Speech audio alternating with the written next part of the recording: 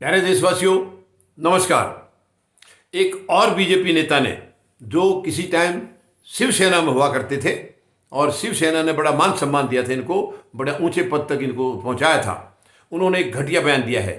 नारायण राणे, जो शिवसेना में थे, आजकल वो बीजेपी के हैं, उन्होंने बयान दिया है मार्च तक महाराष्ट्र की सरकार गिर जाएगी और बीजेपी की सरकार बन जाएगी।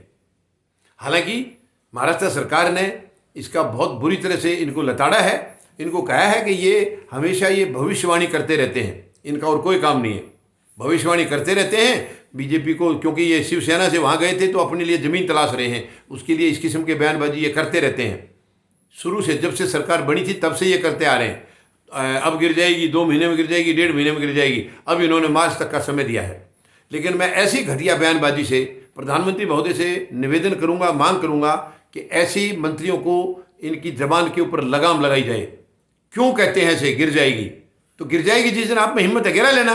और हमें मालूम है आप तो ये घटिया काम करने के लिए मशहूर है ये पार्टी। बीजेपी में कोई भी काम असंभव नहीं है। घटिया से घटिया, गंदे से गंदा काम बीजेपी में हो सकता है, होता आ रहा है। पीड़ाएं सबको दे रहे हैं, दर्द सबको दे रहे हैं, चीज़ें छीन रहे हैं देने की बजाय, नौकरियां छीन रहे हैं देने की बजाय, बहन बेटियों के साथ आए दिन अत्याचार हो रहे हैं और इनके बहुत सारे इनके नेता शामिल हैं उसमें। तो इनसे क्या उम्मीद लगाई जाए?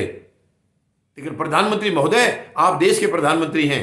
आप बीजेपी पार्टी के उस दिन तक थे जिस दिन तक आप प्रधानमंत्री नहीं बने थे। प्रधानमंत्री बनने के बाद आप पूरे देश के हैं, पूरे 140 करोड़ लोगों के प्रधानमंत्री हैं आप। तो आप केवल बीजेपी के होकर मत रह जाइए। क्या आप ऐसे नेताओं को रोक नहीं लगा सकते? आप वैसे तो तानाशाही से देश को चला रहे हैं, सबके ऊपर छापे डलवा रहे हैं। ऑपोजिशन का कोई एक जरा सा कोई एक शब्द कह दे तो तुरंत वहाँ ईडी और सीबीआई पहुंच जाती है।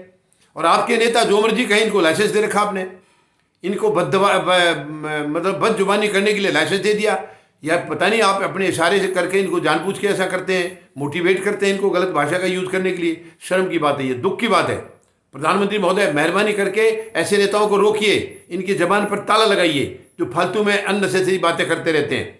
इनके खिलाफ लीगल एक्शन होना चाहिए। क्यों बयानबाजी कर रहे हैं? जिस दिन हिम्मत होगी तोड़ लेना आप सरकार को। ये 6 महीने पहले प्रचार करने की क्या जरूरत है? गलत संदेश जाता है इससे, देश में गलत संदेश जाता है, गलत मैसेज जाता है। जब आप खरीद फरोख्त में आप लोग तो मास्टर हैं, आप कुछ भी कर सकते हैं, ये जानता है, देश जानता है, दुनिया भी जानती है कि आपके पास धन दौलत, आधे देश की जितनी दौलत है उससे आधी दौलत आपके पास है। सारा लूट के रखा आप लोगों ने, कोई हिसाब किताब किसी चीज़ का देना नहीं है, सब लूट के रखा है ये गलत काम करने के लिए।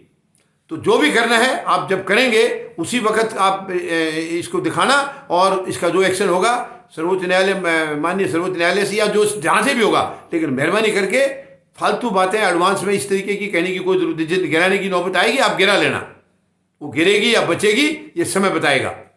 गलत बात है ये। किसी भी पार्टी की सरकार है, कहीं भी है, जब है तो उसको तरीके से काम करने दिया जाए। मेहरबानी करके ये टेंशनबाजी ना करें। आप बनाने के लायक थे, इतनी औकात थी तो आपने शुरू में क्यों नहीं बनाया?